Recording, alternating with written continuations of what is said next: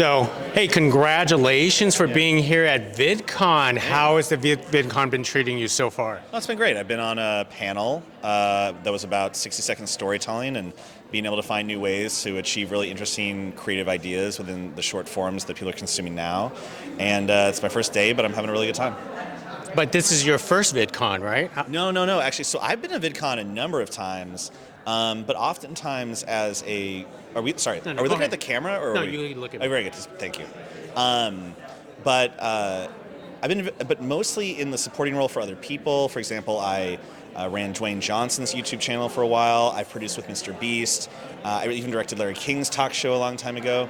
But now, especially with this company that I've founded called Second Rodeo, I'm trying to build a company that can really service what I think is the most exciting place in the entertainment industry, which is the intersection of traditional and digital entertainment.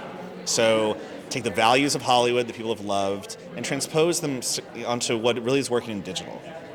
So when did you start this company, Second Rodeo? Is this a fairly new company? Yeah, it's been about a year. So I actually had gotten done working with Mr. Beast. I came back to Los Angeles, and I wanted to, leverage a lot of the experiences that I've had in really aiding brands and different kinds of celebrities and talent, just anyone who is excited about joining and being a part of what's happening in digital, but making sure that they do it in a way that really resonates with audiences.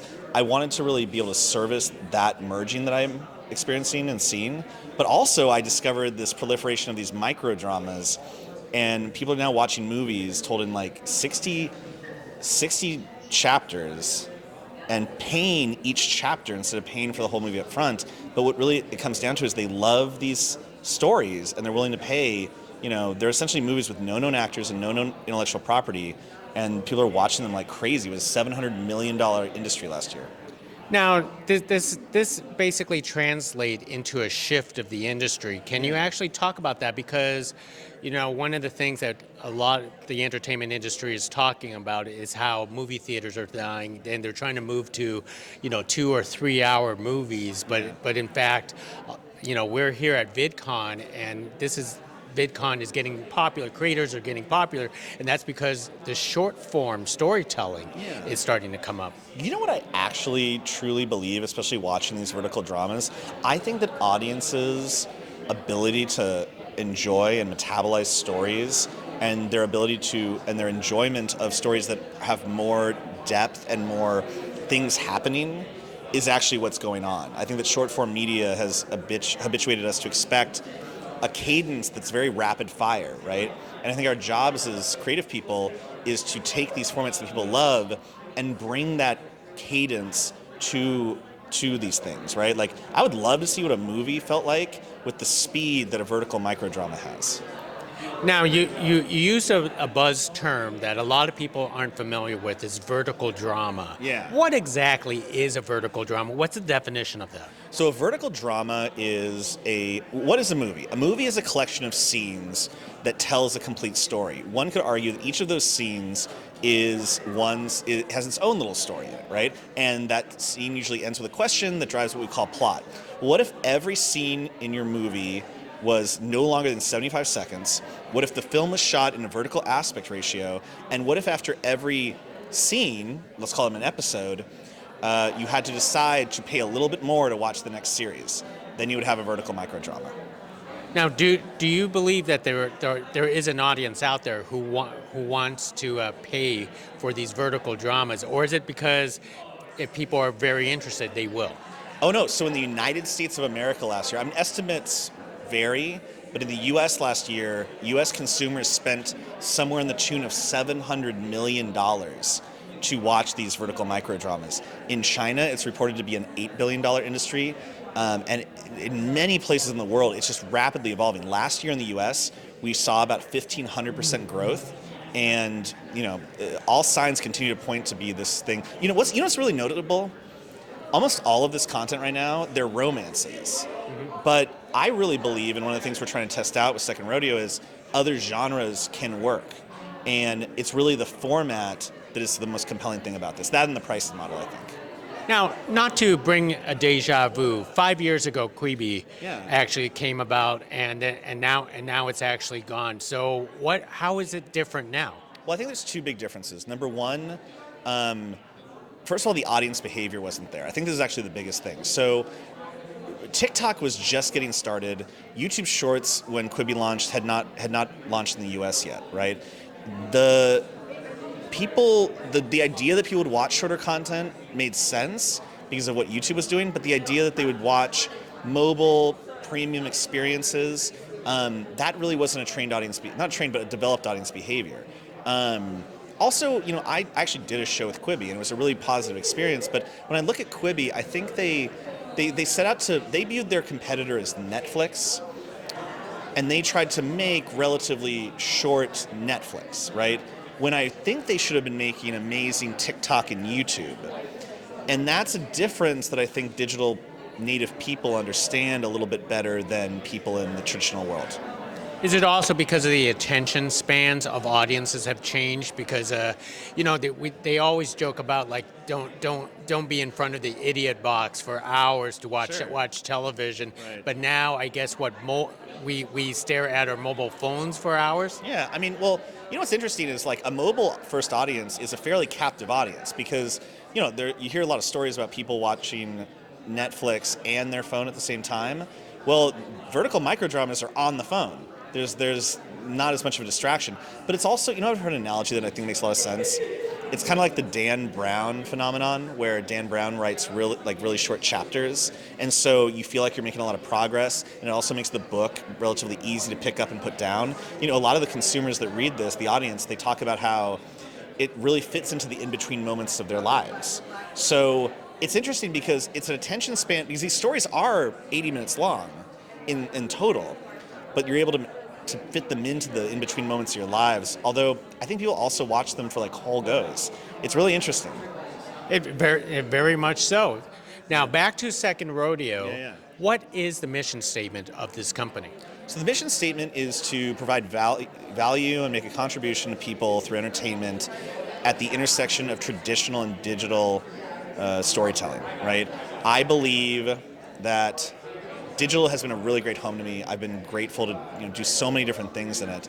And I've always felt like the most exciting things to be able to do are to elevate what is working. I really believe that digital is what is going to become the big M of media in general.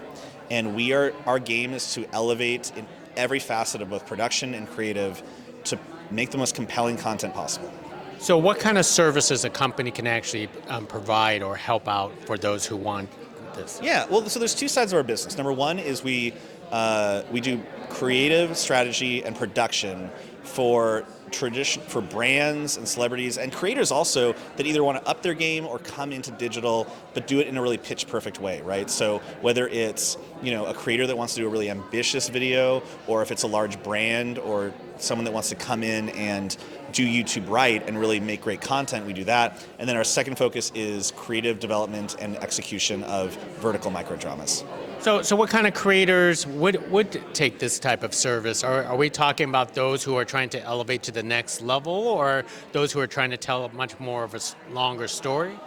It depends. So like one example might be short form creators that are doing like YouTube Shorts that want to do long form, right? We have people coming to us about things like that. We have traditional celebrities and brands that want to get into YouTube and do it right coming to us, and we help them get into that. And then sometimes people come to me and say, I want to throw a Lamborghini out of a plane above Dubai. Can you help us with that? And the answer is yeah, we can. Wow, that is pretty diverse and extensive. But you're not a filmmaker, or are you? I've never shot on film. I've shot one reel of film in my entire life. I'm a storyteller.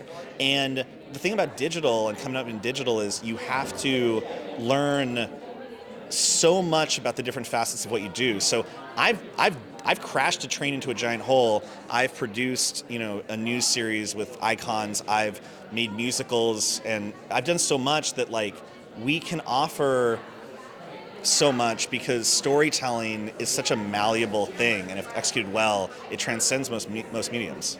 Now, some of your experiences are with big creators like Mr. Beast, and what is the secret of when you're helping them out that they manage to elevate that or multiply that into eyeballs? You know what? It's the same thing that I do when I direct actors. My job is not to tell an actor what to do. And when I work with a creator, the last thing I'm going to do is even think that I know that I can tell them what to do, right? What I want to do is I want to provide a lot of value to help them be the best versions of whatever their goals are. Like, I really mean that. Like, my greatest moments are when an actor walks away and, goes in front of the camera and really brings some new life into a performance because they found some courage. Well, I also like to help creators and other people believe that they can achieve whatever they want. So it's about providing support is really what I ultimately do. Support in a lot of really, what I hope are helpful ideas. Well said. So how, if people are actually interested in your services, how do they actually reach out to you then? Oh, so they can just go to our website, oursecondrodeo.com, or they can find me on LinkedIn. Most excellent. And before I let you go, because you're also here at VidCon, Yeah. and you are presenting a vertical drama here. No, Right. so we're premiering a vertical drama during VidCon Right. digitally. So you can actually watch my first vertical series, The Diamond Rose, which is going up on Saturday, June 21st, on an app called My Drama. The app is free to download. You can watch the first 10 minutes of the series, and if you think it's awesome, it's not much more to watch the rest. Wow. Tell us about this series. So these verticals, these plots of these verticals are really delicious. They're really spicy. But at the end of the day, I also wanted to find something that was really human and true within it. So it's the story of a woman named Jenny, who's a ballet teacher, whose father falls upon hard times. It gets involved with some sketchy people. So to be able to pay off his debt, she gets into the world of exotic dance. So it's a little bit of a Nora, it's a little bit of Magic Mike, and it's really, I think, a heartfelt story about love. Now I understand that you brought a creator itself to star in this. Yeah, basically. So this gentleman named Jackson Tiller, I'll call him he's an incredibly talented actor and a vertical star. He's really got a loyal following of really amazing people who just come from his work in vertical series. He does social media well, but really the fandom comes from the series that he stars in. He's really a combination of a creator and I guess the trappings of a traditional actor. And the whole cast, though, did an incredible job, and I'm really excited for people to meet them. And how many episodes of this on My Drama? So remember, these words should be recalibrated. When I say an episode, I mean a 1-minute chapter of a film, but there's 59 chapters, 59 episodes, so a total runtime of 80 minutes. So it's literally like a TV episode. It's like a really short TV. Well, no, it's like a scene, because like a scene you couldn't watch and like really understand exactly what the movie's about. But like an episode of TV, you would probably understand the premise of the show. We call them episodes, but they're really just like a collection of scenes that are written to be smartly cut at the right moment. We don't just make a movie and then cut it arbitrarily. And you'll see if you watch it, it's a pretty addictive format because a plot point happens every minute, and that plot point is really. That constant cadence of plot is really addicting, but also really fun. Don't you find storytelling where you have to bring up a plot point every minute more challenging? Yeah, and it's a great challenge, actually. I have been amazed. It's a really rewarding challenge because you're watching it and you're like, if you take the time to do it so it's not like Deus Ex Machina all the time, and you do something really that's built in things you planted, it becomes very rich towards the end. And that richness, I think, is something that audiences will love. But you would never yourself call yourself a creator, would you? I'm not a creator in the sense that I get in front of the camera and communicate directly with an audience. I don't have a brand. I think I'm building one now, but I don't have a brand that's about my name. But I actually think the word creator is going to become something that encompasses all people who endeavor to entertain others. Well said. Well, I think you guys are going to places, and this is the future, isn't it? I really do. I think that the future is an exciting place where anyone with something worth saying can get it out there, and if they do it, with some courage and some skill, they can find an audience. Well said. Well, hey, thank you very much for speaking to us about Second Rodeo and the services, and I hope you enjoyed the rest of VidCon. Thank you so much. I really appreciate your time.